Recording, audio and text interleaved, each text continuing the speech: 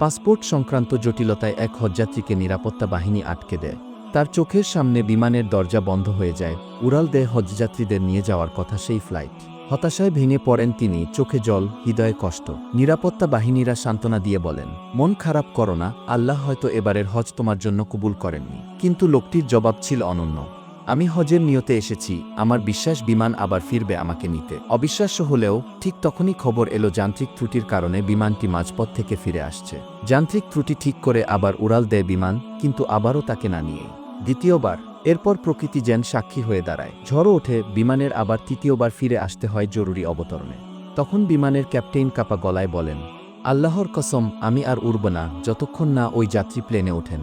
শেষ পর্যন্ত সব জটিলতা কেটে যায়। সেই হজযাত্রী প্লেনে ওঠেন এবং বিমান এবার আর থেমে না থেকে রওনা হয় পবিত্র হজের উদ্দেশ্যে। বিশ্বাস হারাবেন না, আল্লাহ যখন কিছু চান তখন সৃষ্টিগত বাধ্য হয় পথ করে দিতে।